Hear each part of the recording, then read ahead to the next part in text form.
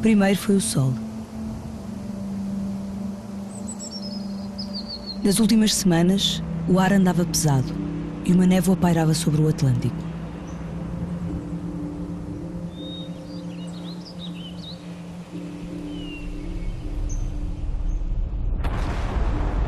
A meio de outubro, o Katla entrara em erupção na Islândia e no dia 31, 2 pequenos abalos fizeram estremecer as margens do Tejo.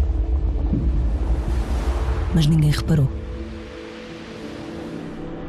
Ao nascer do dia 1 de novembro de 1755, o ar era tão denso na costa de Nápoles que as pessoas não se conseguiam ver de um lado para o outro da rua. Por volta das 9, o Vesúvio começou a expelir fumo e por toda a Península Ibérica os poços secaram e os rios perderam corrente. Mas em Lisboa, o dia amanhecia radioso, como há muito não se via.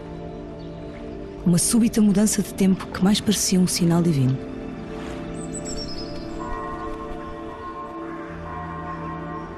Afinal, era dia de Todos os Santos, num país muito devoto dos seus. As igrejas estavam cheias de fiéis.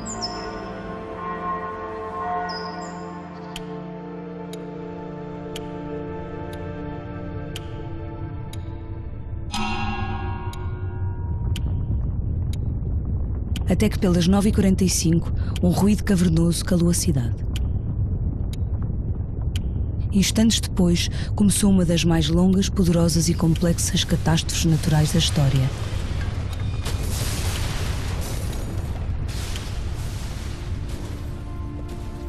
Em 2010, o terremoto que destruiu Port-au-Prince e vitimou 160 mil pessoas durou 35 segundos.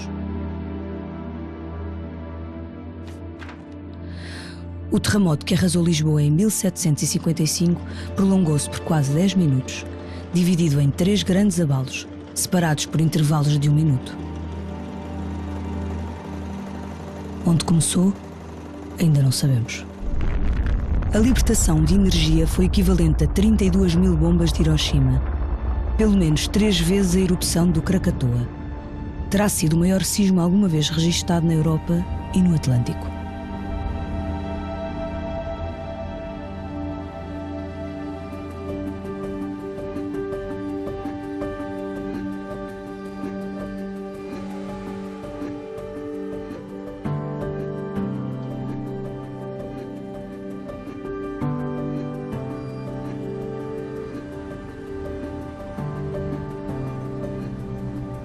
No Algarve chegámos à intensidade 10, que é a intensidade máxima, que corresponde a um estado de destruição extrema. Na Península Ibérica vai-se até à magnitude de 4, 3 começa a ser o limite da percepção. Portanto, na Península Ibérica o sismo foi sentido em toda a península e em Marrocos também. Em relação à magnitude, no fundo não sabemos qual foi a magnitude do sismo. Há muita polémica, porque o que nós temos são estes dados de intensidade. Portanto, quão intensamente é que o chão vibrou em cada ponto. O que nos diz como é que a vibração se foi atenuando, se foi perdendo. Mas como não sabemos onde é que é a falha, temos dificuldade em estimar a magnitude inicial do sismo. Portanto, a magnitude inicial, os valores mais aceitos hoje em dia são entre 8.5 e 8.7, embora haja estimativas tão baixas como 7.7, tão altas como magnitude 9.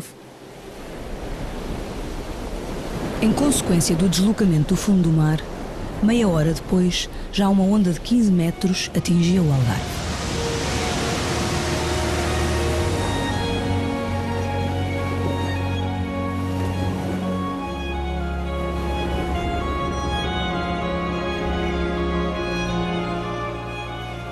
Essa onda, por exemplo, galga o istmo de Cádiz. Cádiz é uma cidade que está numa península e, portanto, o istmo que a liga à Península Ibérica foi galgado pela onda de tsunami. Isto dá para perceber quão grande ela é. Aqui em Lisboa, essa onda terá sido moderada pela Barra do Tejo e, ao entrar na cidade, diz-se que teria à volta de 6 metros. 3 vagas separadas por poucos minutos penetraram até 1 quilómetro no interior da cidade e varreram tudo à passagem. Corpos, animais, barcos, destroços de prédios e muitos dos que tinham fugido para a beira-tejo. O fenómeno era tão desconhecido que a palavra maremoto ainda não existia em nenhuma língua europeia. Antes do dia acabar, tinha feito vítimas em 3 continentes. E as ondas atravessam o Atlântico, até à Nova Inglaterra, até Boston, onde ficou na memória de muita gente o terremoto. Há um poema escrito por Oliver Wendell Holmes, um dos principais poetas do século XIX americano, acerca do terremoto de Lisboa, nos 100 anos do terremoto de Lisboa. Poema no qual fica muito claro que o terremoto de Lisboa tinha impregnado memória coletiva dos colonos americanos da Nova Inglaterra, mas também até mesmo ao Brasil. E hoje em dia há modelos físicos que nos dizem que aquele tsunami pode ter chegado até ao Estreito de Magalhães e chegado a entrar no Pacífico.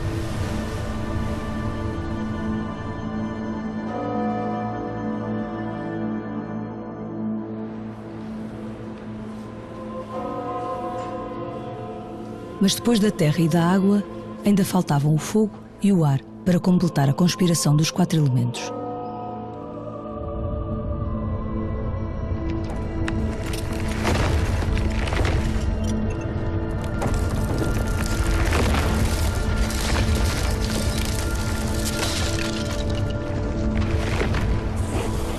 Ateados pelas velas acesas nas igrejas para o dia santo, mais de 100 incêndios consumiram o que restava de Lisboa. Com a ajuda de vento forte, chuvas de cinza e pedaços de madeira incandescentes transformaram-se numa tempestade de fogo que se prolongaria durante dias. Na verdade, foram as chamas, não o terremoto, a destruir os edifícios mais emblemáticos. O Paço Real, o Hospital de Todos os Santos, a Basílica Patriarcal e até a sumptuosa Ópera do Tejo, inaugurada havia pouco mais de 6 meses. Os sobreviventes caminhavam pelos destroços como almas penadas, cobertos de pó e cinza. Muitos acreditavam que tinha chegado o dia do juízo final. A par dos incêndios na Roma de Nero, das bombas de Hiroshima e Nagasaki, ou do 11 de setembro, do tsunami do Índico, o 1º de novembro de 1755 é um forte candidato a pior dia da história.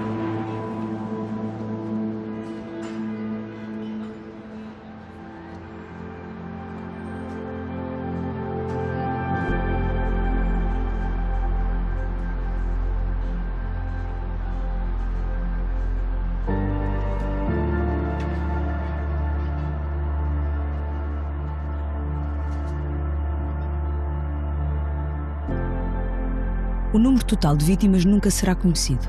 Entre os corpos levados pelas ondas ou consumidos pelas chamas, muitos óbitos ficaram por declarar. Por outro lado, nos dias que se seguiram, a prioridade das autoridades não foi identificar cadáveres, mas enterrá-los. Eu acho que a fase pós-desastre, tanto quanto nós sabemos, foi bastante gerida, tendo em conta que não havia um plano de emergência, não é? Que foi tudo muito improvisado. Inclusivamente foram tomadas várias medidas controversas, não é? Como, por exemplo, o que fazer com os mortos.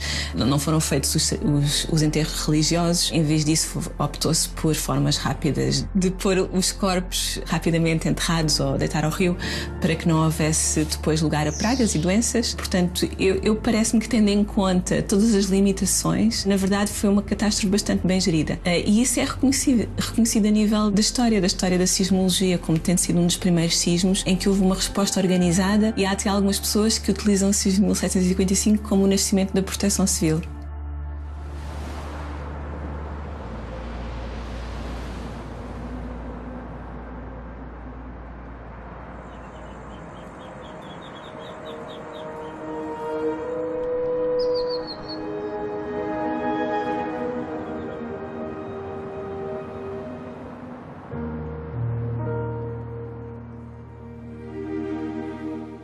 Pela imprensa europeia escreveu-se de tudo. De 10 a 150 mil mortos, conforme fosse o interesse de cada país amplificar ou menorizar o impacto da tragédia. Segundo o historiador Mark Moleski, a verdade poderá rondar os 40 mil, um quinto da população da cidade. 25 mil vítimas do terremoto, 3 mil do maremoto, 7 mil dos incêndios e 5 mil dos dias seguintes, na sequência de ferimentos e infecções. Lisboa, então a quinta maior cidade europeia e uma das mais ricas do mundo, perdeu naquele dia 27 mil das suas 33 mil casas e 86% dos grandes edifícios.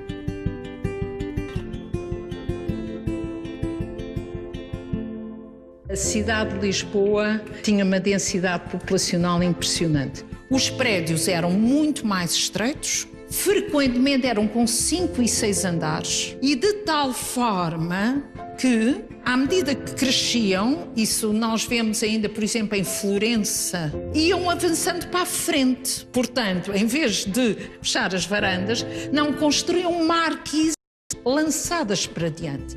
De tal forma que, por exemplo, nessas ruas, Rua Augusta, a de hoje, a Rua Nova del Rei, que é o eixo que faz a ligação entre o Terreiro do Paço e o Rossio, as casas quase que se tocavam, quase que se andava em túnel, o que era uma coisa perigosíssima para os incêndios que eram permanentes.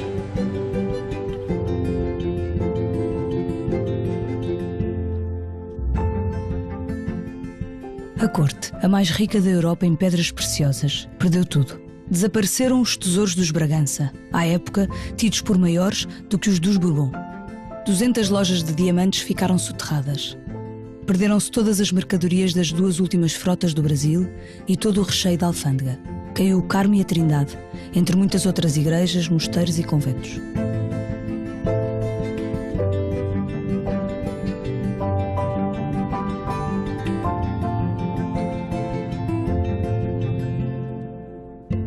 Nós estamos no Castelo de São Jorge, da cidade de Lisboa, é na colina onde nasceu esta cidade, que é uma das capitais mais antigas da Europa. Muitas pessoas pensam que este castelo esteve sempre como está hoje.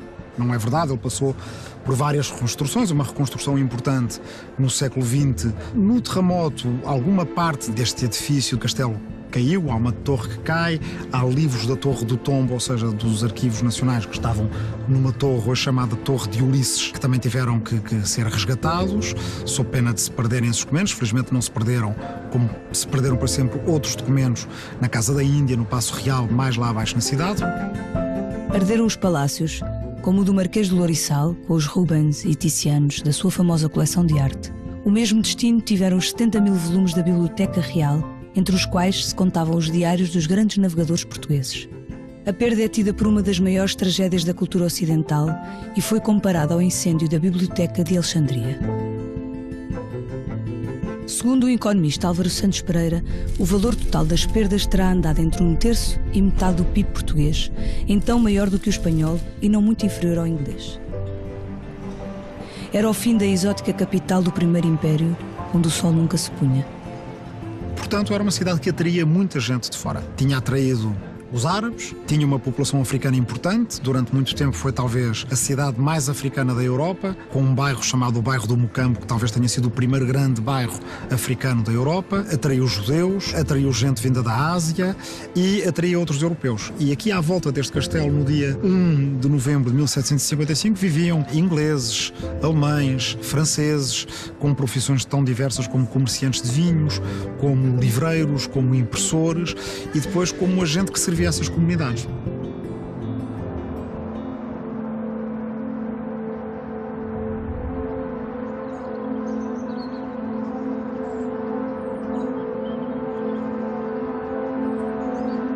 E, ao contrário de uma certa ideia feita, Lisboa não recuperaria depressa nem de forma excepcional. A 16 de dezembro, o embaixador do Vaticano escrevia ao Papa: "O fogo ainda não está extinto. Continua nas fundações de casas queimadas e lojas." Com as ruas obstruídas por escombros, era impossível combater apropriadamente os fogos, que, em alguns casos, arderam até às chuvas intensas que cairiam no Natal. O primeiro sinal piedoso enviado pelo céu em quase 2 meses. 6 anos depois, Lisboa era ainda essencialmente uma ruína, onde ninguém, senão os ladrões, se atrevia a circular à noite. O grosso da população tinha debandado. E até o rei preferiria viver até ao fim dos seus dias numa tenda, longe do centro, a voltar a dormir num palácio de pedra na Baixa. Em 1864, passados mais de 100 anos, Lisboa ainda só tinha 100.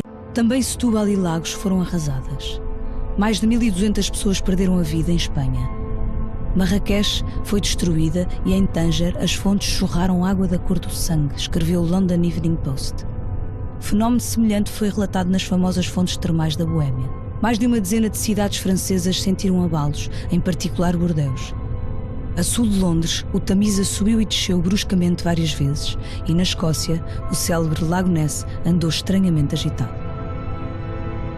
Registaram-se tremores em lugares tão distantes como Cabo Verde, Itália, Irlanda, Suécia, Noruega ou Finlândia. Por sua vez, o maremoto fez estragos do país de Gales às Ilhas Barbados. E da Terra Nova ao nordeste do Brasil, onde lhe é imputada a responsabilidade no desaparecimento de 3 pessoas e algumas casas. No total, o desastre de Lisboa terá causado mais de 50 mil mortes, 10 mil das quais fora de Portugal, e afetado uma área superior a 15 milhões de quilómetros quadrados, 3% da superfície da Terra.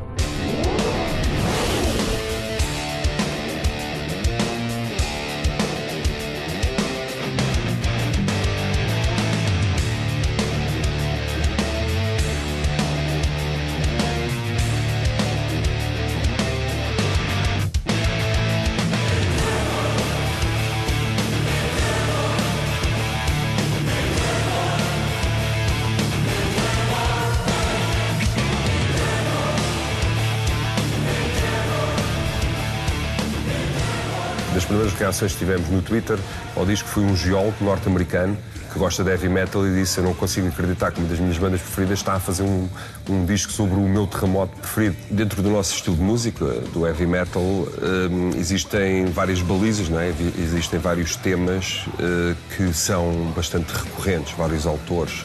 Há muita coisa que tem a ver com o imaginário do Tolkien ou do George R.R. Martin, coisas mais épicas. Há muita coisa a ver também com a história dos países nórdicos.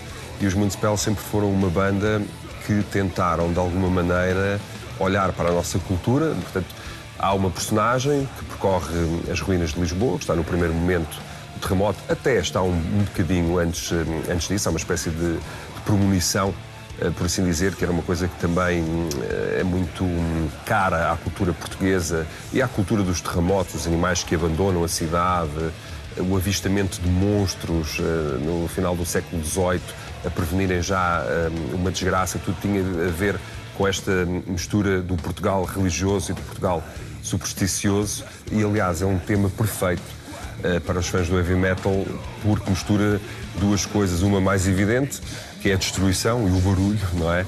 Mas também aquele sentimento de que há o dia a seguir, de que há esperança e que as coisas renascem, que são duas realidades muito presentes na sensibilidade de quem ouve os Municipal e de quem ouve o heavy metal. É que, apesar de toda a destruição, não foram as razões materiais a dar ao terremoto de Lisboa o lugar que ocupa na história. O terremoto é o grande evento, ou é, como é que eu ia dizer, a explosão que dá início a este acontecimento extraordinário que é o nascimento da civilização ocidental conforme a conhecemos. Eu diria que é a tempestade perfeita para pilotar o que serão as revoluções posteriores. E estamos a falar da independência dos Estados Unidos, da Revolução Francesa, da Revolução Industrial. Naquele dia, o mundo pode não ter acabado, mas acabou um tempo.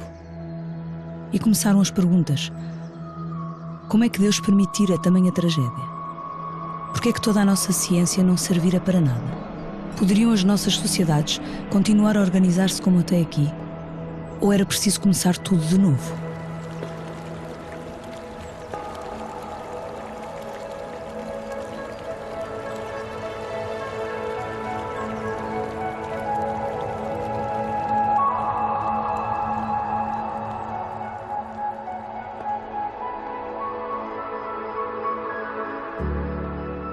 Giacomo Casanova não podia acreditar. Seria apenas mais uma manhã, na minúscula cela da prisão de Piombi, para onde o tinham atirado, acusado de posse de livros proibidos e propaganda antirreligiosa. Até que um safanão deslocou uma laje do teto. De repente, a luz de novembro entrou e o céu de Veneza revelou-se mais belo do que nunca. Seria milagre? Estaria Deus do lado dele, afinal? Dos que perseguiam a beleza, o amor, a liberdade? Mas logo novo abalo devolveu a laje ao lugar original. Teria sido uma oportunidade perdida ou apenas uma provocação de um Deus sádico e invejoso? Só mais tarde Casanova saberia do sucedido em Lisboa e faria a ligação entre os acontecimentos. Foi nesse momento, escreveu anos depois, que me tornei louco. Verdade ou lenda, seria apenas uma das muitas histórias que correram a Europa nos meses seguintes. Estávamos longe da invenção de televisores e rádios, da internet ou do telefone. Não havia câmaras de filmar nem fotográficas, redes sociais, posts ou shares. Mas este pode bem ter sido o primeiro fenómeno viral da história. Ou não?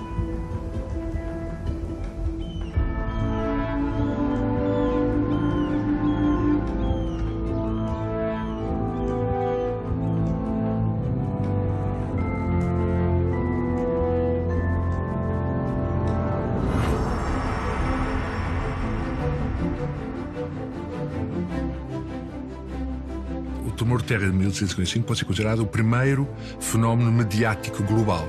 De repente, em todos os lugares do mundo ocidental, se escrevem textos, publicam testemunhos daquele acontecimento. É o momento em que se inventa, digamos, jornalismo.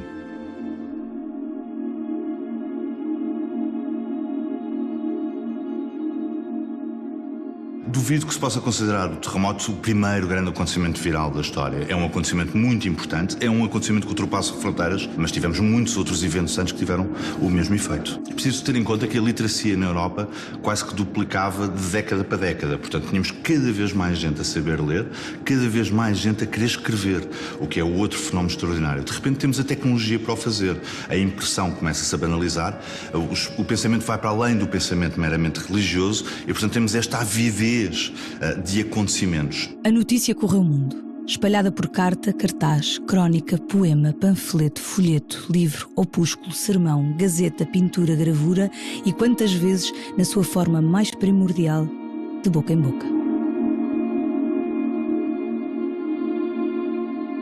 Para os devotos tinha sido o castigo de Deus pela devassidão dos tempos. Mas para os naturalistas era o contrário. Prova de que a natureza tem regras próprias, independentemente de Deus ou do comportamento dos homens. Para os protestantes, fora a demonstração de que a providência não aprovava os costumes da catolicíssima Lisboa.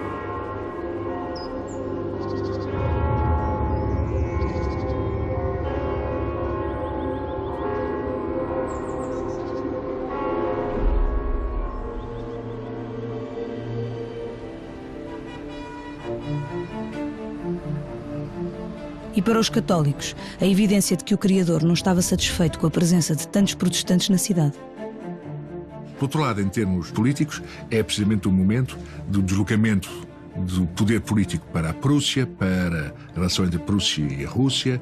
Nesse deslocamento, como que um certo contentamento pela falência do poder da Península Ibérica e das colónias americanas. Não é? Era o momento em que o Império dos Filipes tinha já sido quebrado um século antes com a restauração da independência de Portugal, mas ainda as duas potências, a Espanha e Portugal, continuavam a ter uma força enorme no comércio, na distribuição das matérias-primas, etc. Portanto, há um certo cinismo no horror provocado pelo tremor de terra, porque é o início, é como que um 11 de setembro, não é?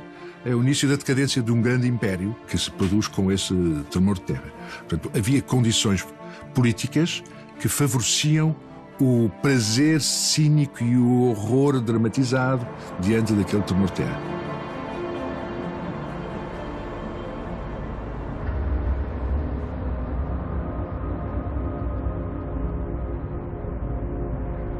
A imprensa europeia respeitável escreveu que morrera metade da população de Lisboa, que um segundo abalo, ainda mais devastador, tinha acontecido uma semana depois. Sentenciou-se, pura e simplesmente.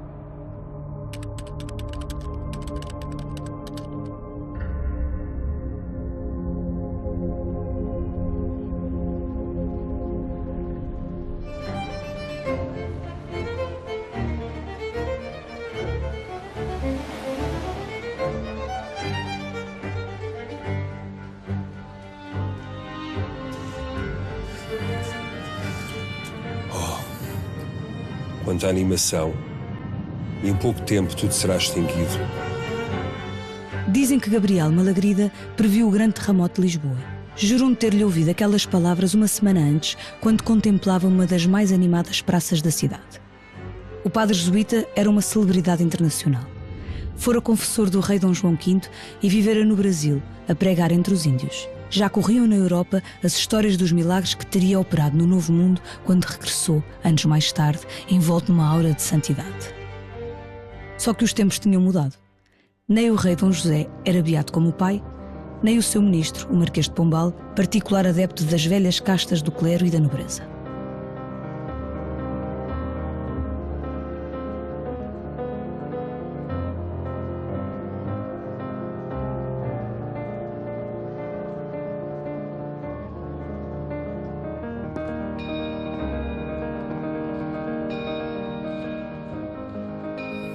Pater noster, qui es in celis, santificate nomen tuum.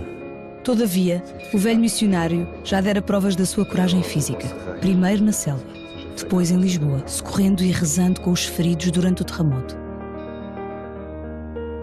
Para ele não havia dúvidas quanto à causa da desgraça. Amém.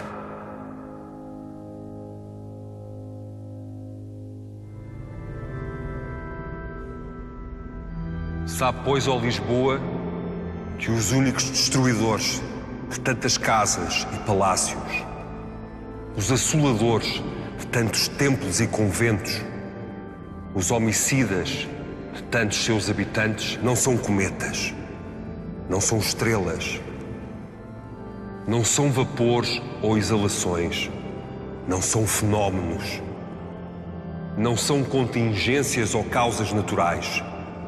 São unicamente os nossos intoleráveis pecados.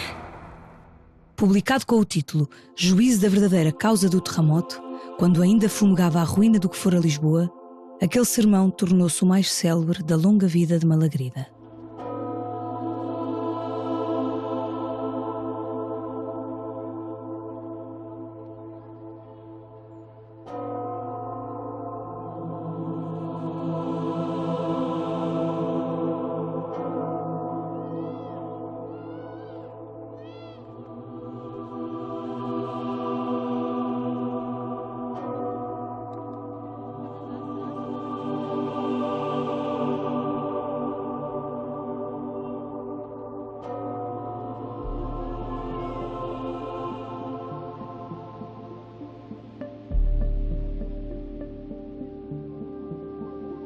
Podemos olhar para o juízo da verdadeira causa do terremoto como um escrito que está ali na fronteira entre três posições.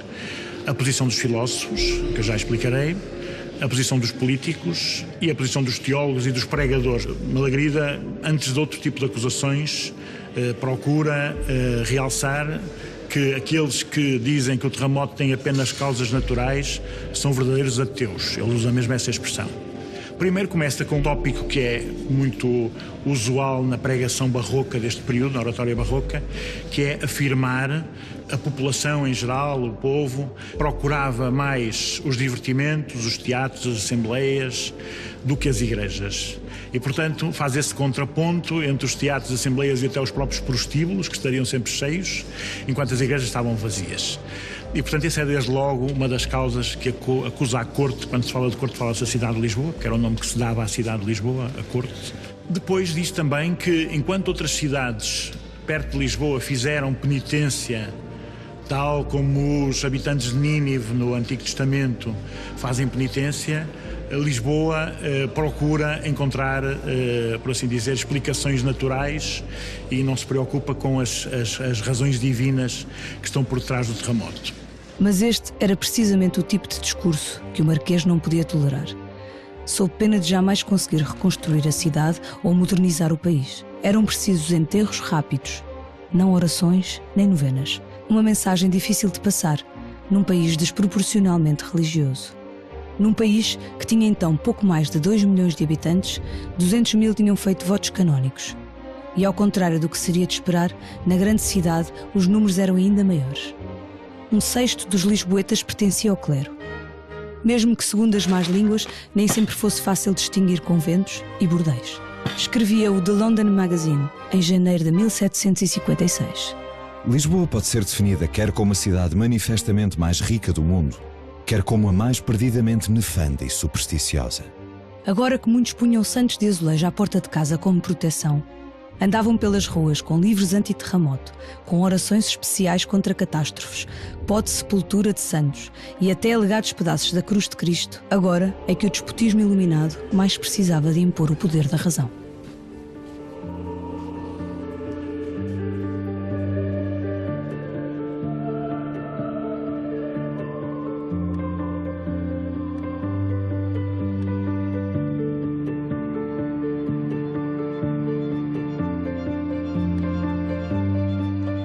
Eu acho que o terremoto é muito mais que um desastre natural. Houve uma grande disputa, exatamente, entre a Igreja e o Estado, de forma a tentar ou reinventar o país ou reforçar a força da cruz em Portugal.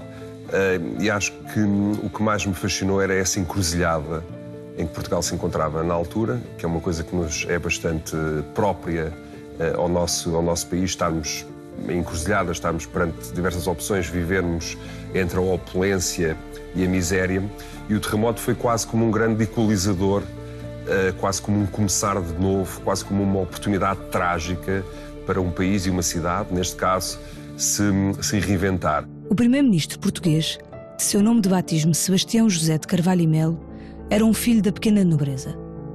Fora pretendente a uma filha da rica família Távora e rejeitado. E ganhara o ódio eterno da aristocracia no dia em que lhe retirou o direito exclusivo a usar espada em público e o concedeu também à burguesia. Em Londres, onde foi embaixador, tomou contacto com a obra de Descartes, Newton, Francis Bacon ou Locke. Para ele, Malagrida era um fanático que se tentava aproveitar da tragédia para um braço de ferro que já vinha da América do Sul.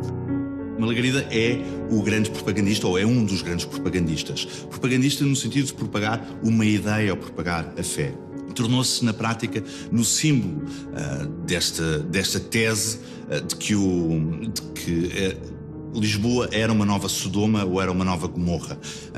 Portanto, até lhe damos mais importância do que na realidade ele teve. Malagrida vem para Portugal para tentar negociar com o rei e com o governo a condição dos índios brasileiros.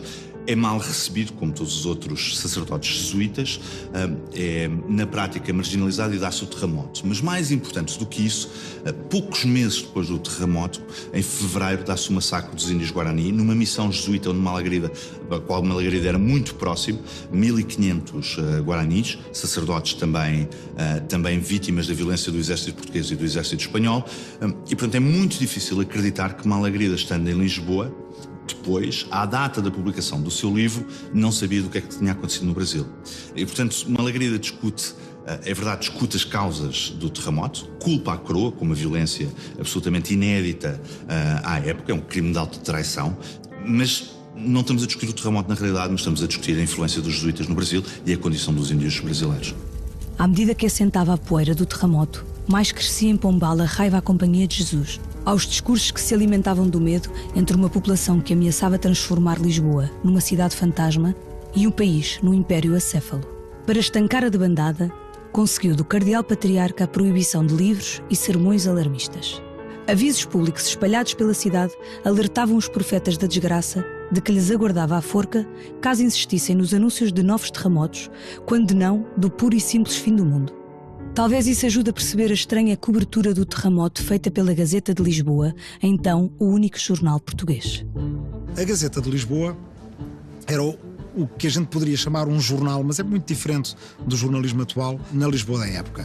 E dizia-se, pelo menos até a investigação feita por um historiador, o André Belo, sobre esse assunto, que nunca tinha parado de ser publicado, mesmo logo a seguir ao terremoto. Que é um bocadinho difícil, porque a oficina tipográfica da Gazeta de Lisboa era na Rua Nova dos Ferros, que é uma rua por trás do Terreiro do Paço, portanto ali mais junto ao rio, e que sabemos que foi completamente destruída pelo terremoto. Naturalmente, essa não interrupção teve a ver com propósitos políticos do Marquês de Pombal, não é? Que arranjou as coisas de maneira a não haver interrupção na divulgação de notícias. No primeiro número publicado depois da catástrofe, os acontecimentos ficam resumidos a uma pequena notícia na última página. O dia 1º do corrente ficará memorável a todos os séculos pelos terremotos e incêndios que arruinaram uma grande parte desta cidade. Mas tem havido a felicidade de se acharem nas ruínas os cofres da Fazenda Real e da maior parte dos particulares. Mas as gazetas eram publicadas em fascículos semanais ou às vezes bissemanais e depois eram reunidas em livrinhos, eram encadernadas e ficavam como o livro da história de 1754, 55 ou por aí afora.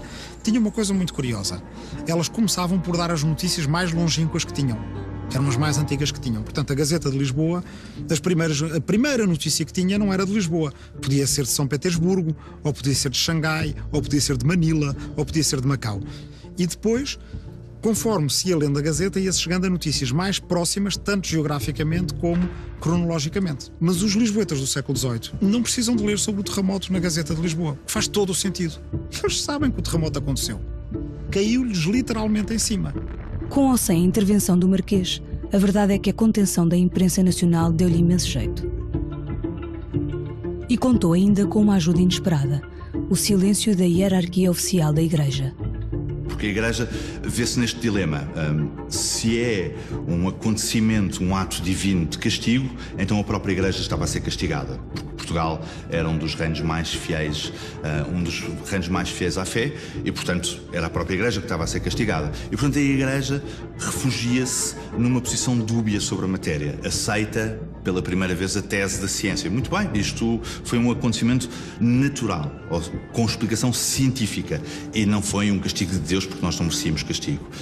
E isso marca o princípio do fim da influência da Igreja, porque eles não souberam ou não quiseram explicar por motivos religiosos o acontecimento mais importante dos últimos 300 anos. Entretanto, já o pânico se tinha instalado por toda a Europa. Em Itália, o Papa exortou os romanos a rezar todos os dias, antes que o Altíssimo estendesse à cidade o tratamento dado a Lisboa. E em França, Luís XV deixou a amante, Madame de Pompadour, depois de ameaçado de terremoto pelo cardeal La Rochefoucauld e pelo abade de Marais. Mas nenhum caso atingiu as proporções de Inglaterra. Afinal, tinham sido a segunda nacionalidade mais afetada. 2.000 britânicos terão perdido a vida em Lisboa no dia fatídico. Por outro lado, como principais parceiros de negócio de Portugal, tinham também perdido muito dinheiro na catástrofe. Houve sermões nas igrejas e discursos no Parlamento. No fundo, o problema era este: se Lisboa quase tinha sido obliterada do mapa por causa dos seus pecados, o que seria de Londres? Pelo sim, pelo não, o rei decretou um dia de jejum e proibiu os bailes de máscaras. Mas nada se compara ao que aconteceu na noite de 4 para 5 de abril de 1756. Alertadas pelo profeta Mitchell, um antigo soldado que acreditava agora ser um intermediário para as mensagens do divino, 100.000 pessoas terão dormido ao relento em Hyde Park com receio do terremoto que Mitchell anunciara para aquele dia, mas que nunca haveria de sair da sua espantosa imaginação.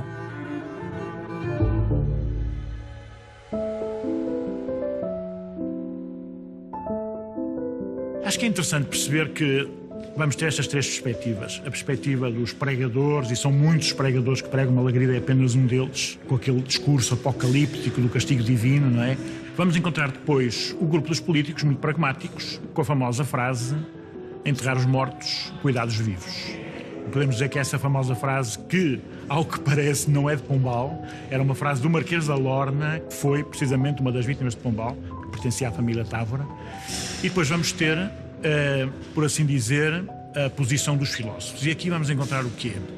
Desde logo, uma forte contestação, enfim, às teorias de Leibniz, plasmadas no chamado ensaio sobre a Teodiceia.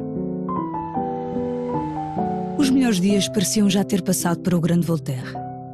Luís XV expulsara-o de Paris, zangara-se com o seu velho amigo Frederico o Grande da Prússia e até a amante de tantos anos, Émilie du Châtelet, deixara para sempre este vale de lágrimas.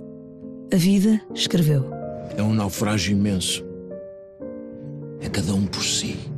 Felizmente encontraram uma casa de campo na Suíça e os braços de uma sobrinha, Madame Denis, para o confortar na velhice.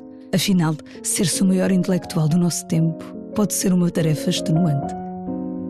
Porém, o terremoto de Lisboa parecia ter-lhe renovado de algum modo o ânimo. Já nem me atrevo a queixar das cólicas. Corria então a tendência filosófica conhecida como otimismo. Gottfried Leibniz fora o seu grande impulsionador, quando procurava responder à antiquíssima pergunta: se Deus existe, como permite a existência do mal?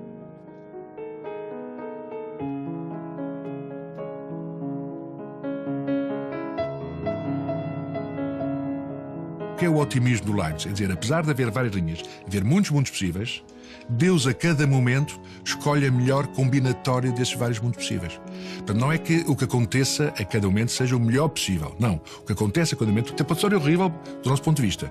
Mas temos que reconhecer que é a resultante de uma combinatória de vários possíveis no interior de uma teoria da probabilidade. Para Leibniz, consideradas todas as possibilidades, vivemos no melhor dos mundos possíveis, onde há frio e calor, dia e noite, doce e salgado, som e silêncio e as liberdades de milhões de criaturas em diálogo e confronto. Tudo o que acontece, por mais catastrófico nos apareça, tem uma justificação, não só tanto divina, não é? Porque quando Deus procura que os possíveis se realizem em cada momento segundo a melhor combinatória, ora, esta ideia é linda no século XVIII. A ideia de que tudo está bem programado e que Deus depois deixou as probabilidades entregues a si mesmo. Também o poeta Alexander Pope se juntaria à corrente. Um caso tão mais extraordinário quando não lhe faltavam razões de queixa do universo. Afetado na adolescência por uma tuberculose que lhe limitara o crescimento a 1,37 m. Escreveu no seu Ensaio sobre o Homem, um ano antes do terremoto. Toda a natureza é a arte que desconheces. Todo o acaso, direção que não vês. Toda a dissonância, harmonia que não entendes. Todo o mal parcial, bem universal. E não obstante o orgulho e a errônea razão, uma coisa é certa: tudo o que está bem. Na juventude, também Voltaire simpatizara com as ideias otimistas, mas uma vida inteira no mundo não podia tê-lo levado para mais longe.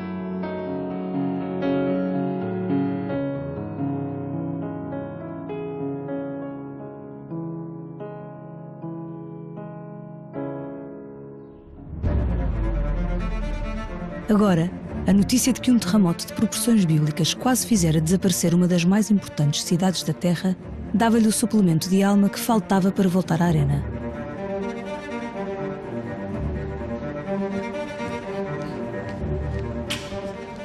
Acorrei, contemplai estas ruínas malfadadas, estes escombros, estes despojos, estas cinzas desgraçadas, estas mulheres, estes infantes, uns aos outros amontoados, estes membros dispersos sobre estes mármores quebrados. Passado apenas mês e meio do cataclismo, já Voltaire dava à estampa o seu Poema do Desastre de Lisboa. 100.000 desafortunados que a terra devora, os quais, sangrando, despedaçados e palpitantes embora, enterrados com seus tetos, terminam, sem assistência, no horror dos tormentos, a sua lamentosa existência. Dirigia-se aos filósofos do tudo vai bem e, em particular, aos que defendiam a tese do castigo divino. Quem conhecer a obra do Voltaire sabe que ele sempre brincou com os conceitos e sempre foi um filósofo que foi tão longe quanto o deixaram. Mesmo quando não o deixavam, ele ainda conseguia, pela sua inteligência e pelo seu humor, conseguia contornar as regras apertadas da altura, mas sem dúvida que a mensagem do poema de Voltaire é o abandono da cidade de Lisboa por Deus. Direis vós, perante tal amontoado de vítimas, Deus vingou-se. A morte deles é o preço dos seus crimes. Mas as crianças, que crimes terríveis teriam cometido? Que vilanias em geral teriam os lisboetas levado a cabo mais do que os seus vizinhos europeus? Lisboa está arruinada? E dança-se em Paris? Nós vamos continuar a acreditar neste Deus que nos matou as crianças e que nos arrasou as igrejas. O timing, todo o processo do terremoto, o horário, contribuiu um pouco para esta superstição do castigo divino, mas ao mesmo tempo havia sempre um fator que era contrário. Ou seja, se calhar das primeiras vezes, não nos níveis na academia ou na ciência ou na própria política, mas as pessoas na rua ou no que sobrava delas discutiam ou pelo menos pensavam se não teriam sido abandonadas por Deus. Eu penso que o poema do Voltaire se foca muito nesse abandono. De resto, para Voltaire, não havia nada de necessário nem planeado numa espécie de grande esquema das coisas. De outro modo, não passamos, pois, de engrenagens que fazem funcionar a grande máquina. Não somos mais preciosos aos olhos de Deus do que os animais que nos devoram. E terminava de forma contundente. Fazê-lo, ó mortais. Mortais, há que sofrer. Em silêncio, acatar, adorar e morrer. Alertado por críticos e amigos de que talvez tivesse ido longe demais, Voltaire faz sair uma nova versão do poema. Agora, até falava, imagine-se, em esperança.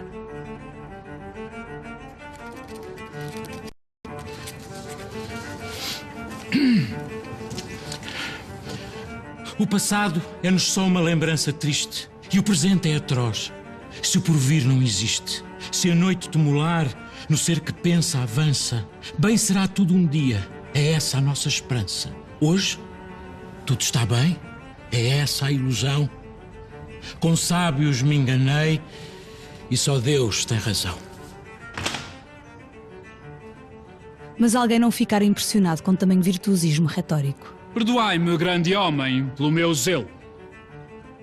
Chamava-se Jean-Jacques Rousseau e era em tudo o contrário de Voltaire. Um suíço imigrado em França, em princípio de carreira e, acima de tudo, alguém de condição social muito mais modesta. Não posso eximir-me, senhor, a notar um singular desfazamento entre mim e vós no que ao assunto desta carta diz respeito. Chocado com o poema de Voltaire, tem o atrevimento de lhe responder por carta. Começava a entrar na cena, é alguém que tem propostas que ainda hoje são interessantes, são relevantes, do contrato social, de uma comunidade nova, partilha dos bens, um princípio de justiça que depois será retomado, por exemplo, por um Rawls, etc. Saciado de glória e descrente das vaidades, viveis livre no meio da abundância, seguro da vossa imortalidade. Não encontrais, apesar disso, senão o mal sobre a terra. Portanto, ele está preocupado em unir forças e destruir mecanismos políticos que impedem a justiça, que impedem a fraternidade universal. Portanto, há um otimismo político na parte do Rousseau, muito mais do que um otimismo cosmológico ou metafísico. Há um otimismo político.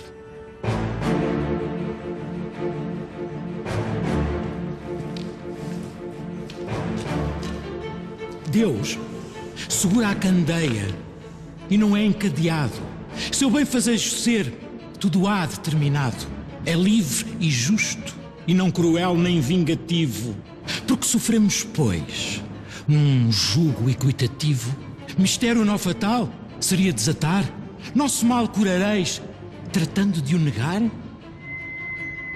Esse debate entre a posição de Voltaire e as posições do Rousseau confere, precisamente, a este tópico do temor de terra uma força especulativa. Não teria sido possível se esses dois grandes gigantes do pensamento do século XVIII não se tivessem degladiado em torno da interpretação, que já vimos que é ambígua, que dá a possibilidade de mil interpretações diferentes. Se não tivessem debatido em torno deste fenómeno que foi o tremor de terra, talvez o tremor de terra hoje não tivesse o impacto que ainda hoje lhe reconhecemos. Se o problema da origem do mal vos faz questionar a perfeição de Deus, por que não manter o seu poder à custa da sua bondade? Se um erro é um erro, prefiro que seja o primeiro. Não quereis que nós, monsieur, interpretemos o poema como uma negação da providência? Voltaire pisava terreno pantanoso e Rousseau percebe o logro.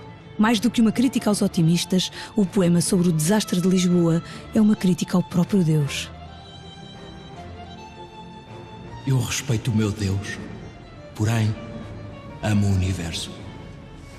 Ao contrário dos seus pares, Rousseau percebeu que era preciso distinguir o mal em dois: mal natural e mal moral.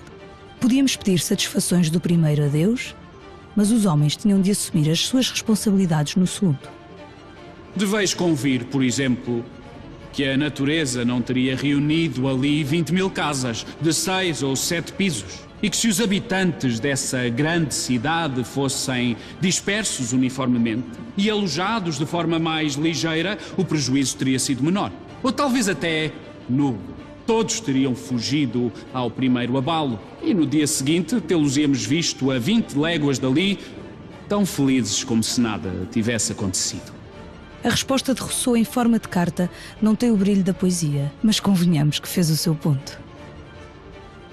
Alguém duvida de que os terremotos também se verificam nos desertos, mas desses não falamos porque não causam qualquer prejuízo. Será, pois, que a ordem do mundo deve mudar de acordo com os nossos caprichos? A natureza muda. As questões por nada vale. Precisa-se de um Deus que ao género humano fale.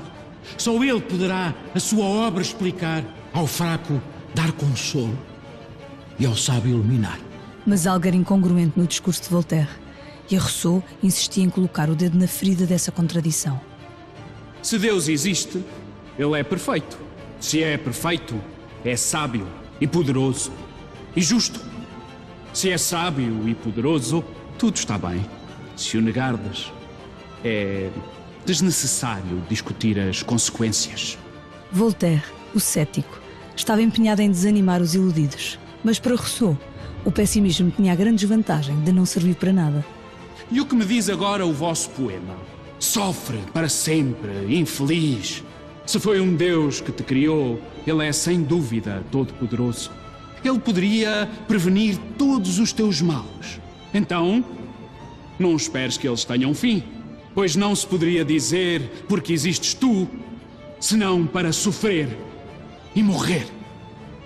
O caso de Rousseau era sólido e garantiu-lhe um lugar entre os intelectuais mais respeitados da época. Mas o estrago que Voltaire quisera provocar já estava feito.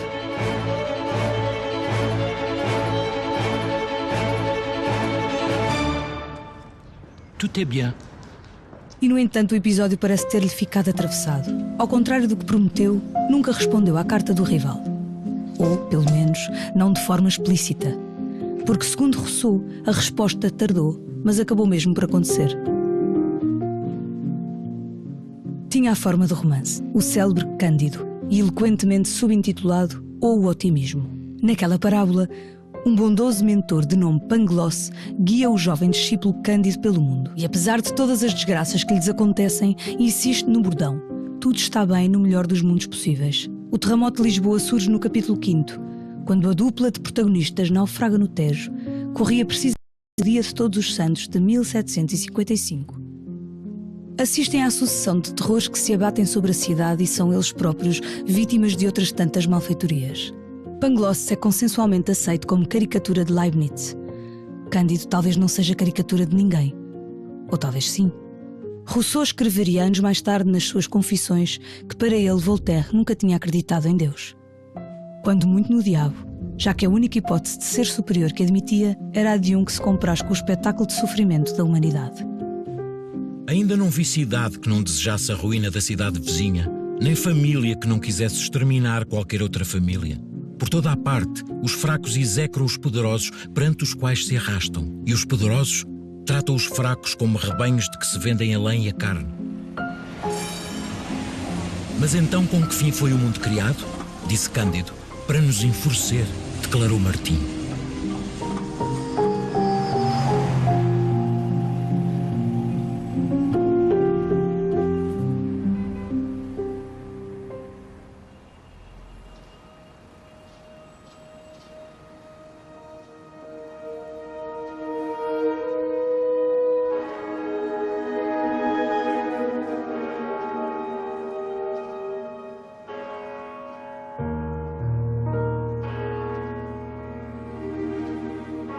Em 1759, a história tomou para Gabriel Malagrida um estranho desvio. Depois de uma vida a ensinar o que era pecado e o que não era, acabou preso, acusado de heresia, fanatismo, de se fazer passar por santo e até de conspiração contra o rei. A principal acusação que é feita à Malagrida é de, juntamente com outros jesuítas, ser acusado de cumplicidade moral no atentado contra Dom José, de 3 de setembro de 1758. Trata-se precisamente do famoso atentado. Foi acusada a família Aveiro Távora, o Duque de Aveiro e a família Távora, e que depois vieram a ser justiçados, como é subejamente conhecido, e os jesuítas são implicados nesse atentado, acusados de terem dado exercícios espirituais à família Távora e Aveiro, e particularmente Malagrida é, por assim dizer, o alvo principal a abater. O Marquês tinha tomado também as rédeas da Inquisição e, antes de acabar com ela, deu ao velho jesuíta a dispensável glória de ser o último condenado à fogueira em Portugal. O último encontro é o encontro final com o irmão de Sebastião José de Carvalho e Melo. Estamos a falar de Paulo de Carvalho. Paulo de Carvalho era o inquisidor-maior do reino e ele vai estar envolvido como inquisidor no processo que condena Malagrida. E podemos dizer que os últimos dias de Malagrida é de um homem idoso, já com a mente enfraquecida e que terá entrado numa espécie de delírio e, portanto, podemos considerar que foi um julgamento de alguém que já não estava no pleno uso das suas faculdades. Entre a prisão, os interrogatórios, tudo aquilo que padeceu, terá perdido o juízo.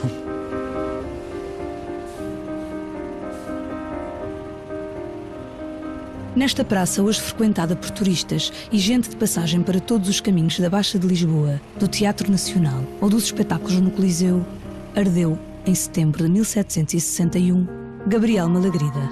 E com ele, toda uma época.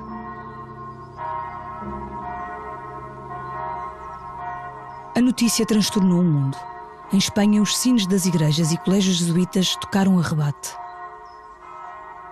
No Brasil, chorou-se o martírio de um homem que milhares viam como santo.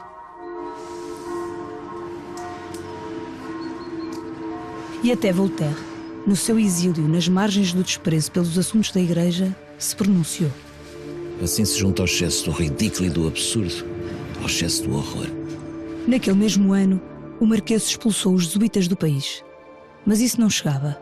Iniciou uma campanha internacional que só terminaria com a extinção da Ordem pelo Papa. Em Portugal, um novo mundo emergia das ruínas do antigo. O país, que começou por se chocar com a frieza com que o Marquês mandara destruir a balas de canhão o que sobrara do Palácio Real, dizia agora: mal por mal, antes Pombal.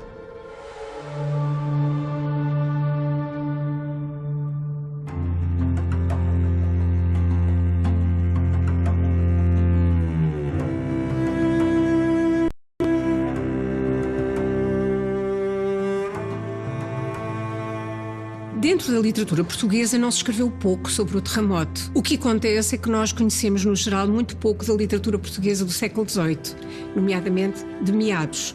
Mais para a frente começamos a conhecer um pouco mais, porque as pessoas conhecem o Bocage e a Marquesa da Lorna e depois outros autores. Mas há depois poetas como, por exemplo, o Abade de Jazente, é um poeta muito interessante, que tem um conjunto grande de sonetos ao terremoto de 1755, tem nomeadamente um soneto que é, a meu ver, um dos mais interessantes, em que ele, que é um padre, não é um abade, é uma pessoa da igreja, justamente fala daquilo que pode significar para uma pessoa crente o facto de poder morrer sem aviso.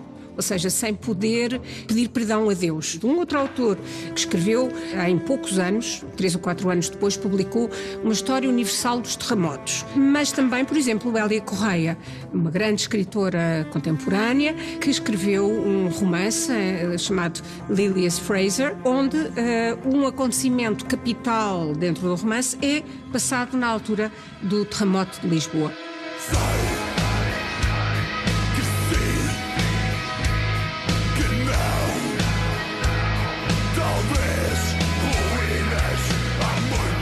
Em 2017, os Municipal correm o mundo a tocar 1755 para multidões de fãs de heavy metal em delírio.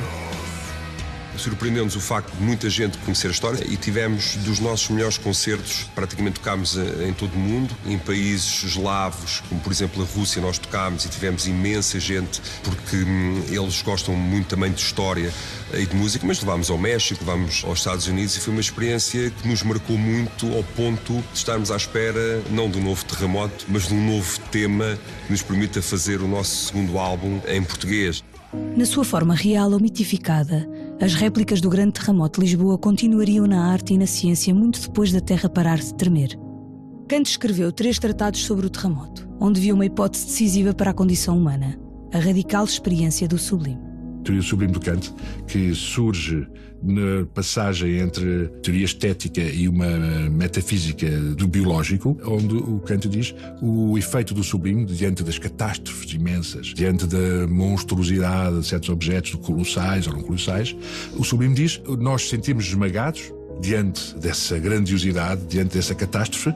Primeiro, sentimos, é o chamado prazer negativo, sentimos muito pequeninos, muito esmagados, mas então o que é que produz esse efeito de fragilidade diante do mundo? É nós, então, elevarmos-nos para a nossa condição moral e perceber que aqueles acontecimentos são como que um convite a que abandonemos a relação física com o colossal, o catastrófico, e que nos coloquemos no ponto de vista do puro sujeito de contemplação estética.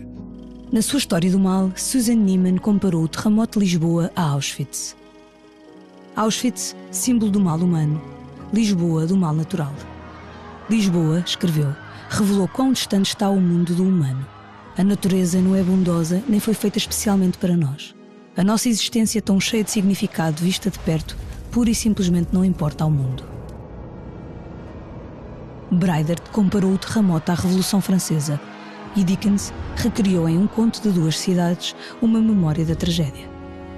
Vi as ruas nubladas, juncadas de mortos e moribundos, multidões a gritar, correndo maciçamente para aqui e para ali, como ovelhas quando as portas do matador vermelho estão fechadas.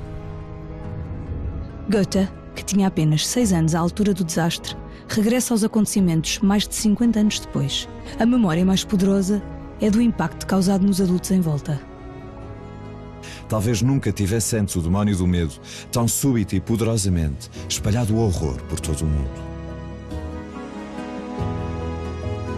O terremoto faz ainda curtas aparições em Jacques o Fatalista, de Diderot, na Montanha Mágica, de Thomas Mann, e na História da Filosofia Ocidental, de Bertrand Russell. Inspirou peças de teatro em França, musicais em Inglaterra e até baladas na América, a partir de histórias levadas certamente pelos colonos europeus. A 31 de outubro de 1931, o filósofo Walter Benjamin escolheu o desastre de Lisboa, em véspera de aniversário, para tema da sua emissão de rádio dedicada às crianças da República de Weimar.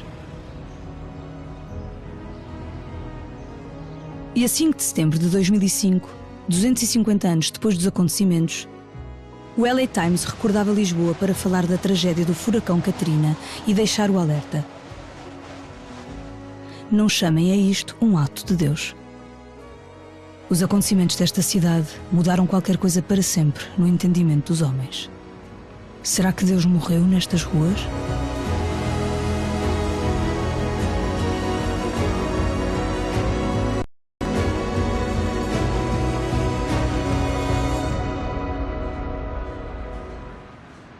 Se vieres, vem com amor, terás-me alegria maior. Este sismo marcou vários pontos de viragem, mesmo vários. A nível da sismologia, o mais interessante, na verdade, logo em termos de observação, foi o primeiro sismo para o qual foi feito um inquérito detalhado.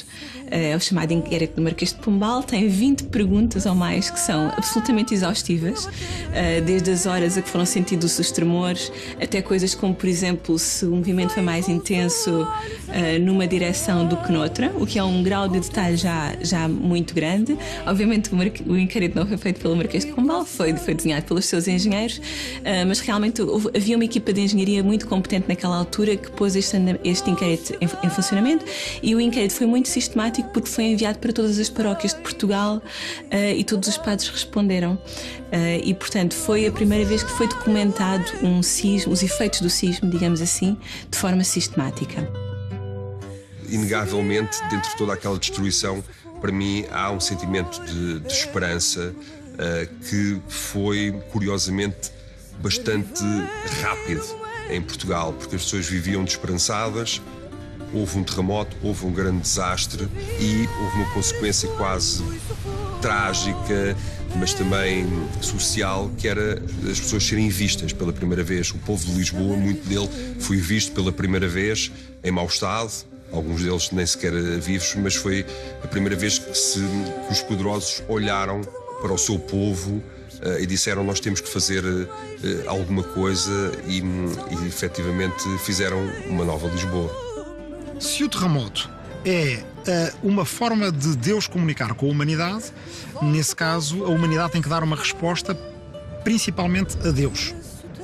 Se O terremoto é um evento natural, totalmente natural, de causas naturais, naturalmente provocadas. Nesse caso, a humanidade tem que dar uma resposta que é dupla à natureza, mas sobretudo a si mesma. Como fazer para que da próxima vez corra melhor? Como fazer para que da próxima vez haja menos vítimas? Não é indo em romaria pedir perdão a Deus, é construindo a cidade de outra maneira. Construir uma cidade do zero é uma oportunidade de sonho para arquitetos e urbanistas, porém rara.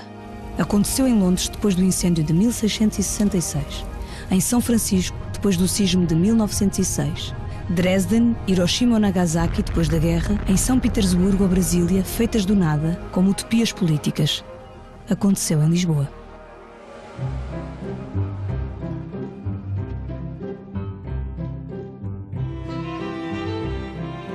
Londres é um exemplo, e após o grande incêndio de 1666 foi reconstruída da mesma forma, com melhoramentos, e eu acho que aí a reconstrução de Lisboa é mais interessante, porque no fundo é um projeto que é intrinsecamente moderno, não é? Porque é racional e é montado ou é pensado para a vida comum das pessoas. Robert Adam, que viria a ser considerado o mais importante arquiteto da segunda metade do século, fez chegar o seu plano para uma cidade grandiosa.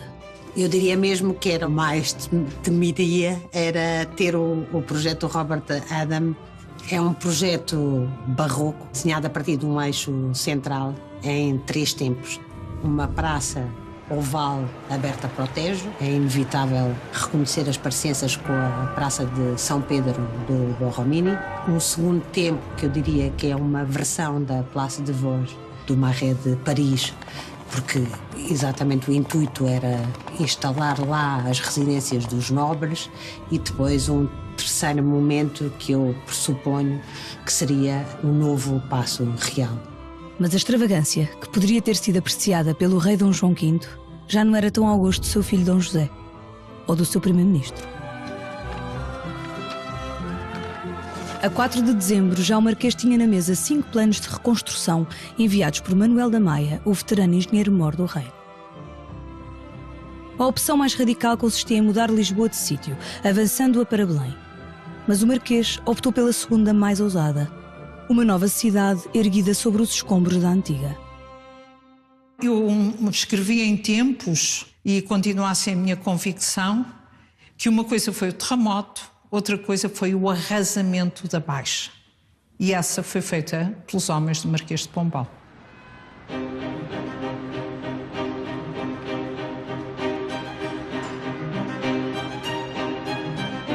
A Baixa seria terraplanada e erguida em cima de estacas flexíveis, tratadas com sal, para inibir a combustão. As ruas retas e largas, para melhor ventilar, facilitar a evacuação em caso de desastre e deixar entrar a luz, que dissuadisse o crime e a superstição.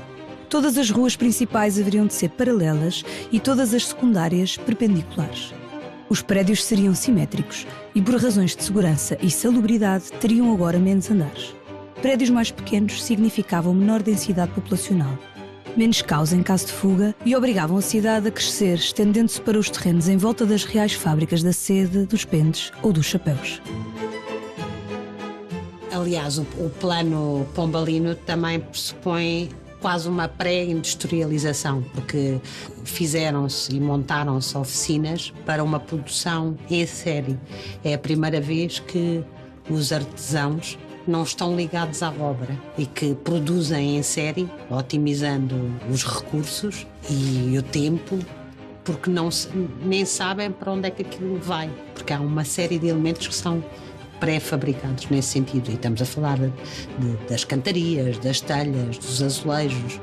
As fachadas seriam construídas de forma a desabar para a frente em caso de abalo, deixando intacta a estrutura, construída por sua vez em madeira, assenta em barras diagonais, destinadas a absorver a vibração, a chamada gaiola pombalina, desenvolvida a partir das cruzes de Santo André.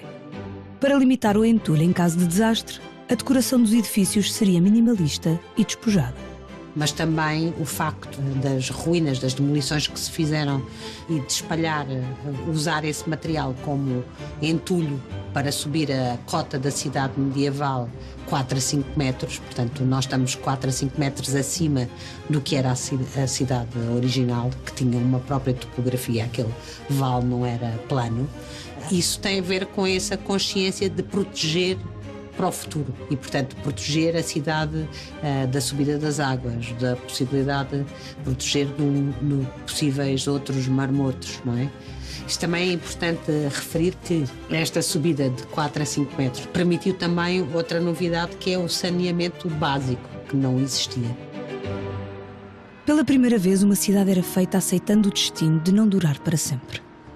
Em vez das antigas construções humanas que afirmavam o poder do homem e desafiavam os deuses, Lisboa era agora a cidade dos que tinham aprendido a viver com a morte, aceitando a inevitabilidade do fim, a possibilidade de um momento para o outro, perderem tudo e ainda assim continuar. As ruas de baixo continuam a servir-nos hoje perfeitamente. Têm uma largura suficiente até para os tráfegos de hoje. Houve pequenas alterações, mas não tanto assim. Portanto, é uma cidade, pela primeira vez, e é um dos primeiros casos sistematicamente infraestruturada. A reconstrução foi a primeira feita a partir de um pensamento conjunto, a que hoje chamamos Ground Zero. Em 2002, na obra coletiva Out of Ground Zero, o historiador Kenneth Maxwell apresenta o caso de Lisboa como uma das inspirações na reconstrução de Manhattan após 11 de setembro. Mas algumas das revoluções da Nova Lisboa tinham menos a ver com o pragmatismo dos seus fundadores e mais com radicais opções políticas e filosóficas. O projeto pombalino não é só da reconstrução da cidade, mas é da refundação também de uma nação e de uma alteração, uma transformação na sociedade gigantesca. Não temos uma cidade que é planeada no princípio do poder, da demonstração do poder absoluto do rei, não é? O rei sai do Paço da Ribeira e isso é muito, para mim, é das maiores virtudes deste plano, porque é a cidade para as pessoas. O número de igrejas foi consideravelmente reduzido. As que se mantiveram receberam parcelas de terreno menores e praticamente desapareceram das ruas e praças principais. O novo Palácio Real seria erguido na Ajuda, já bem depois da morte de Dom José e longe do centro económico da capital. Os novos nomes das ruas deixavam claro que esta cidade já não se curvava diante de santos e cabeças coroadas. Antes enaltecia os homens e mulheres comuns, a burguesia, aqueles que com os seus impostos tinham financiado a reconstrução. E se alguém tiver dúvidas sobre a mudança de poder que estava em curso, é vir aqui. Uma praça real sem palácio real. A toponímia aqui é maravilhosa, dá-nos muito jeito. A Praça Real, o Terreiro do Paço, onde desde Dom Manuel estava o Palácio Real e depois se vai construindo a igreja, cá de ser catedral no tempo de Dom João V, deu lugar a uma praça do comércio.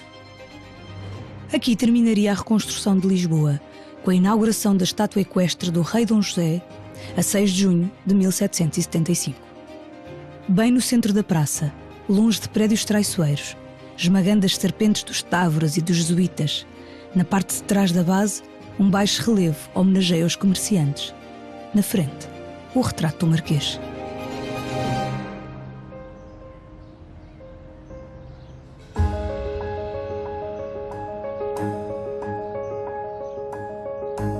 Há uma memória do terremoto que é uma memória popular e que muitas vezes se vai transmitindo quase sem as pessoas se darem conta. Por exemplo, nós temos em Portugal a expressão res ves Campo de Ourique, não é? Para dar indicação de que há uma coisa que quase ia acontecendo. Isso tem a ver com o terremoto de Lisboa, não é? Com o terremoto de 1755, que efetivamente foi até Campo de Ourique. Por isso é que lá há um determinado lugar em Campo de Ourique que se chama as Escadinhas do Terremoto.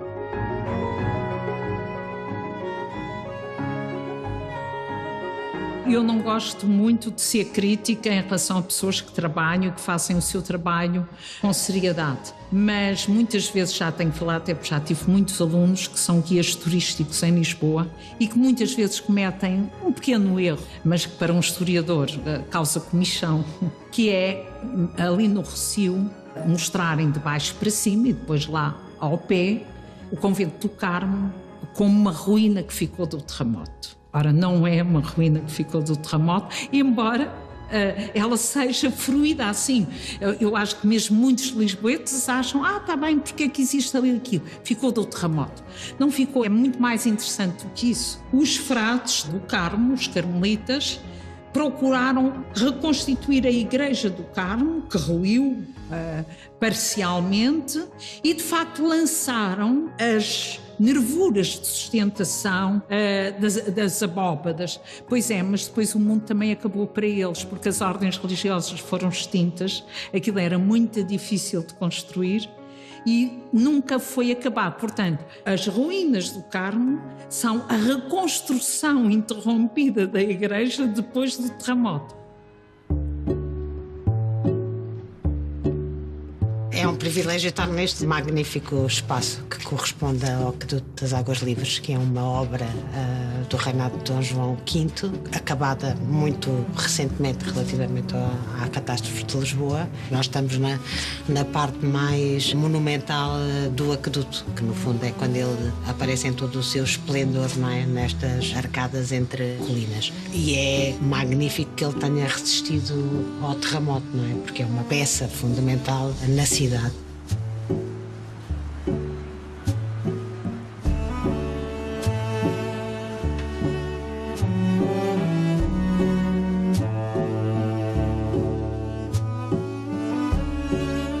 É difícil para mim dizer porque é que esta casa terá resistido ao sismo. Olhando para o assunto, não conheço a casa em detalhe, não é? E também não conheço aqui a distribuição de intensidades nesta região. À partida pode haver duas causas. Uma causa é que o movimento do solo aqui não tenha sido tão intenso. Eventualmente, por exemplo, por estarmos numa colina, onde a rocha é mais competente. Outra possível causa é que a casa estivesse bem construída, em particular tendo em conta as casas à volta, porque quando as casas têm características muito diferentes, elas vibram de formas diferentes, tremem de formas diferentes e uma destabiliza a outra. Esta zona foi muito afetada, porque já é zona aristocrática, que nós podemos reconhecer em algumas ruínas ou outros palácios que estão a ser recuperados, e aqui deu-se, chamemos um grande milagre, que é a igreja, que é hoje o Museu do Azulejo, não foi nada afetada pelo tremor de terra. Não foi necessário fazer nenhuma reconstrução, e a igreja já lá existia. É, assim, dos poucos grandes edifícios anteriores ao tremor de terra e que não foram afetados pelo tremor de terra. Portanto, isto é uma região, chamemos, miraculosa. Portanto, estar aqui é uma coisa que me dá imensa segurança. Só voltar a ver um tremor de terra, o melhor sítio para estar é em Marvila, porque a sobrevivência da Igreja Madre de Deus prova que ali não há nenhuma falha tectónica, e, portanto, convém vir para aqui. O anjo da história deve ter este aspecto. Voltou o rosto para o passado. A cadeia de factos que aparece diante dos nossos olhos é para ele uma catástrofe sem fim, que incessantemente acumula ruínas sobre ruínas e lhes lança aos pés. Ele gostaria de parar para acordar os mortos e reconstituir a partir dos seus fragmentos aquilo que foi destruído. Mas do paraíso sopra um vendaval que se enrodilha nas suas asas e que é tão forte que o anjo já as não consegue fechar. Este vendaval arrasta-o imparavelmente para o futuro.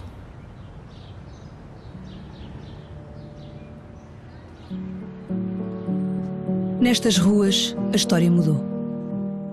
Quando ciência e religião ainda se confundiam, foi preciso perguntar: onde estava Deus naquele 1º de novembro? O que pretendia?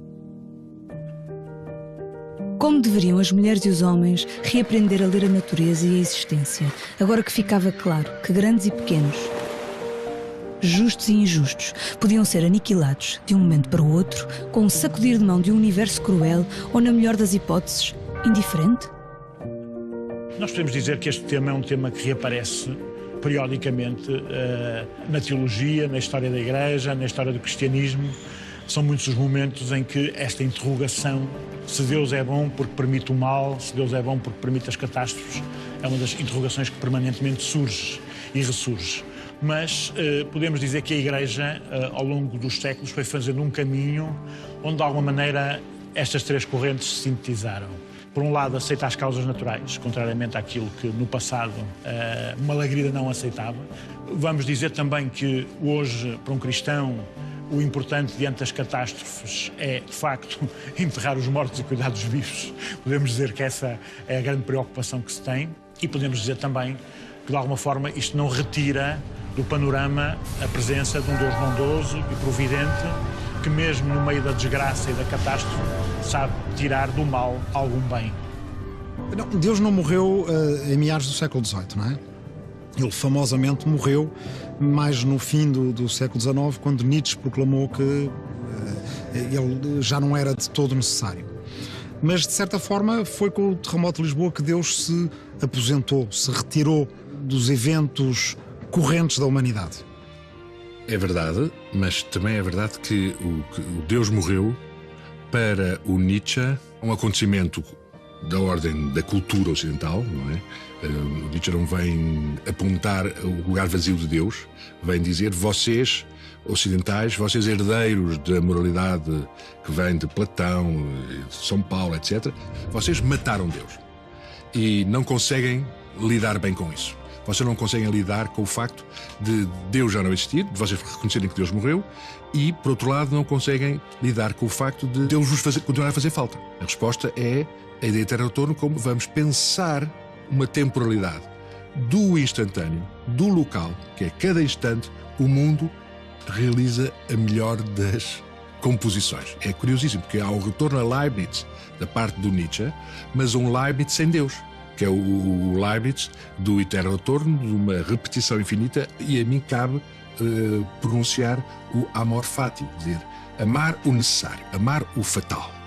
Nós só podemos ultrapassar a ausência de Deus se a cada instante percebemos que aquilo que acontece tinha que acontecer, não porque fosse consequência de uma decisão teológica, não porque fosse consequência de uma sequência de causas, mas porque a cada instante o mundo realiza a sua perfeição.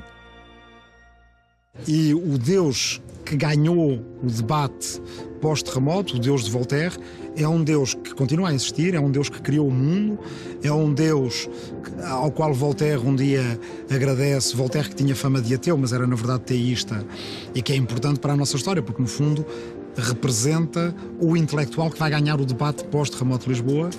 Um dia, numa madrugada, numa das suas quintas, num dos seus chateaus, acordou os seus hóspedes todos para irem ver o nascer do sol, que era muito bonito, e no fim do nascer do sol prostrou-se na terra e agradeceu a Deus aquela beleza daquele nascer do sol. Entre a morte e a ressurreição de Lisboa, deu-se o grande debate do iluminismo. Uma batalha pela claridade. Precipitou-se o fim de uma era de fé, otimismo e poder absoluto, e irromperam as ideias que estariam na origem das sociedades modernas, das revoluções francesa e americana. E o que é que tem em comum a Revolução Francesa e a Revolução Americana? São revoluções que começam, no imediato, por não questionar o papel do rei, mas depois por, num dos casos, declarar a independência em relação ao rei, e noutro dos casos por cortar a cabeça do rei. Por passarem a achar, e isto sim é uma coisa nova, que o rei é prescindível. E porquê que o rei é prescindível? Eu acho que não é exagerado pensar que é talvez porque 20 e tal anos antes, 30 e tal anos antes, em Lisboa ou a partir de Lisboa, se começou a dizer que Deus não está nem aí para os problemas cotidianos dos humanos. Deus não manda terremotos. Deus não envia mensagens através da natureza. Deus não tem um plano para mim ou para ti. Deus não nos deve nada. E, portanto, se Ele não manda terremotos, pensa a geração de 1755, 20 anos depois, 1776, ou em 1789 em França, começam a pensar, espera lá, então se não manda terremotos, talvez Deus também não tenha posto os reis e as rainhas nos tronos. E se não foi Deus que pôs os reis e as rainhas nos tronos, então quem foi? Fomos nós. Se fomos nós podemos viver em monarquia, podemos pôr reis e rainhas nos tronos, efetivamente, mas também os podemos tirar de lá e reconstruir repúblicas. A cidade que então nasceu e até hoje perdura é o legado mais evidente desses dias em que os homens e a sua fé, natureza e ciência andaram em duelo. Onde as linhas retas do Estado se inscrevem sobre as linhas tortas da criação. A mulher A geometria das esquinas varre para longe a superstição que se acoita nos becos e nas vielas. Onde o escuro mistério dos bairros que ficaram fora do plano de reconstrução continua a atrair a curiosidade dos turistas, mas é a luz que desde então inunda Lisboa, o património mais indiscutível da Sua Majestade.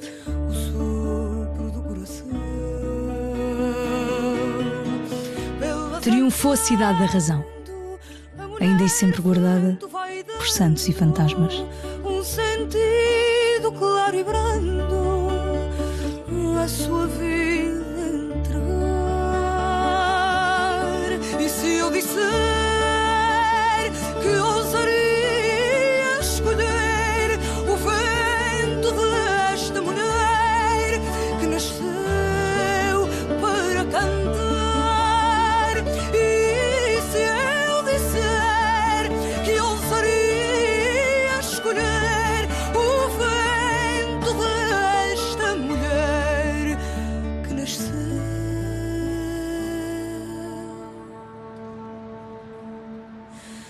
para cantar.